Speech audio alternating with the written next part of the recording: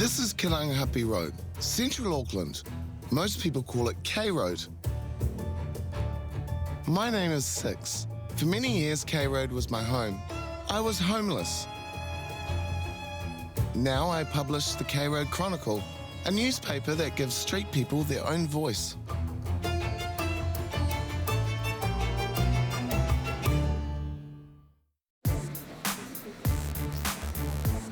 Years ago, when I was living in Dargaville, I wrote an article on the Māori Wardens.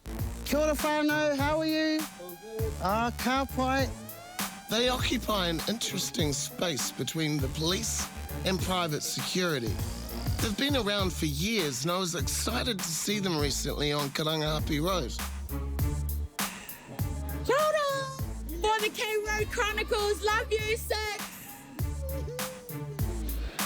Joanne is the kaiwhakahaere mātua o Ngā Wātene Māori, or Akarana ki Tāmaki Makaurau, of the Auckland City District Māori Wardens.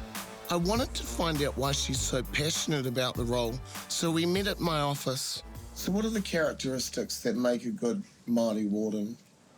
If you've been through similar situations, you can automatically understand where they're coming from. You've experienced homelessness yourself, yeah? Yes, I have. Used to live in my vehicle. Things hit the fan in my life. Then I started taking hardcore drugs. So methamphetamine was my go-to. 22 years I was on drugs, and I went through a spell where I didn't care about anything but myself. Family still cared, including Joanne's sister Marina, who is also a Māori warden. People picked up the pipe up and smoke it. And I feel sorry for people, like dropping my sister off at one place and, Mum, have you seen Joanne? We haven't seen her since you dropped her off. And I went, hey, and go and find her and go, you have to get out of here, sis. She goes, hey? And so encourage her to get out of there and come home. Come home, sis. But she didn't come home. She was dealing with unresolved issues. The history with my trauma from my childhood, I never let it go. So I was festering that inside, and I thought the drugs was the one that was going to save me. And then my father died, and then I went worse. No one could save me then, not even my own family. I wasn't a statistic, you know. I was a child that was raised with both parents in our own home, had all the education. And then when I turned 10, my grandfather came, and then he sexually abused me. So you'll see where the picture's coming from, why I'm the way I am today. He sexually abused me for a whole year after school while my parents were hardworking. I never told them that until 4 years later he died. And then I told them, no one believed me until I showed them, go behind the piano and you'll see why. I'm not lying. There's money behind that piano that he shoved in my mouth to shut me up. She kicked my grandfather's coffin. We were picking him up to take him to the uripa, and my sister kicked his head of the casket. And then I asked, you better have a good reason to do that. And she told me, and I was like blown away. First time I heard of it. We had a piano at home, and that's where all the shut-up money was hidden. In there. And then when he died, she showed us the money and the piano. We torched everything. They may have got rid of the hard evidence, but the long-term mental trauma is harder to deal with. It's a story heard all too often on K Road. How are you? Marina's my name. Nice to meet you. How's your living arrangements? It's good. I feel right at home. And that's because you're used to living like that, or? No, I'm waiting for my partner to pick me up. She's working at the moment. She'll be here in a couple of days. So I'm kind of stuck until then. Take it easy? Absolutely. Okay, then. You can ask them all sorts of different things, and everyone is different. Not one person's the same. So, yeah, he's waiting for his darling. Can't afford a hotel or backpackers. So in 2 days, she'll be here to pick him up. Because he doesn't want an emergency house. So most people have different dynamics in their family, like horrific ones, some of them, you know. Joanne ended up living in her car despite offers of help from her family. I suppose I wouldn't let anybody help me because I didn't want to give it up.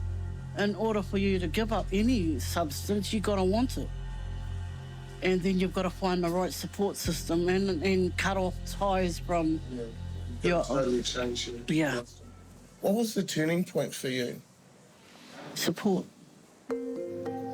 This support came from a new partner in her life, Vera.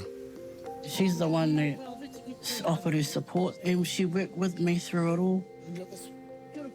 Vera is a honey. I think her family had gone through it before in some parts, so knew how to address it and talk to it. Hi, Mama. It was actually through another sister that they met, although it was a bit unexpected. I had asked my sister, who's that pretty lady over there? And she goes to me, stay away from her. She's into men. And my reply back to my sister was, we'll see. And to this day, we've been together. In fact, Vera and Joanne are planning on getting married soon. I'm getting my celebrant's license, so maybe I can officiate. Yeah, some friends just got married under this moving tower. It's lovely. Myers Park is a lovely place for a wedding, but there is another reason Joanne is interested in the park today. The Wardens have been looking for a permanent place to base themselves. You're getting all going to the grand scheme, the old caretaker's cottage, which, how beautiful is that? I'm blessed. Should we see? Being a caretaker's cottage, you know, being Māori Wardens, we're pretty much caretakers of the people. Exactly, Yeah. exactly. It's beautiful. So will that be entirely your own space or will that be shared with other service providers? I prefer it being our own space. Yeah. I mean, it is part of our heritage here in Auckland. Mm. You've got to look after that building. Yeah. It's been around for a long time, just like us Māori Wardens. And that'll be your base of operations. Definitely. It will be good to have a permanent base for the team of volunteers who give so much of their time to helping people in need. And there is always something new to deal with on K Road. You know, I'm thinking it's run out of power and he can't move it any further than it is. You need to ring comms. The wheel stuck. Stuck. Yeah, stuck on the air. It's okay, we've got it sorted. Toey's coming. Yeah. Okay, thank you. You're welcome. The owner's fine. He bellied it, actually. He bellied it on here. So Okay. it can't move. Oh, got you. So he's getting a towie to come and help him. He's calling the tow truck, Yes, and the tow truck's on its way. on his way. Thank you. Keep on. We know all the different hapus around here, groups that help you find homes, help you to get clothing, where to go and get food. Feeding people is another activity where Marina and the Wardens take a hands-on approach. They help out at places like Sunday Blessings, a weekly event in downtown Auckland that provides great kai for hundreds of people.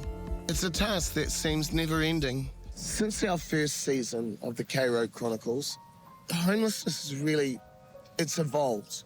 I think now we're talking more an issue of poverty, and yet, you know, just walking down here, we see people sleeping on the street. Why are they not engaging? Why are they not taking advantage of the services that are available? Do they know about the services available? And in your role as a Māori warden, are you able to facilitate accommodation or We're able to direct them to the right organisations. and walk beside them? Yeah, until they don't need us, and then we'll just continue on our journey to the next person. Hey, enjoy your night. Be safe out there. Ka pai. Ni hao. Hey. Oh, we're family. Far. I'm gonna. Have you got a phone number, babe? Have you? Well, I'll come up and see you anyway. Would you be here at Sunday Blessings tomorrow? Come down for a kai? Down at the Melville House. So that's what the engagement's all about. Be real. And actually sit with them and have a conversation. Ask them if they're all right. Yeah, this is something that has come up in this conversation and many other conversations, is the importance of listening. Yeah, that's all they want. somebody who wants to listen to their story. Is all Without that. judgment. Yeah, it's all that matters. It's all that matters. Wouldn't this be a great wedding venue? Oh, yeah. I know a great marriage celebrant to be. Oh, what's that one's name? Oh, she's amazing. Oh, yeah. She hosts karaoke at Saloon Bar on Sunday nights.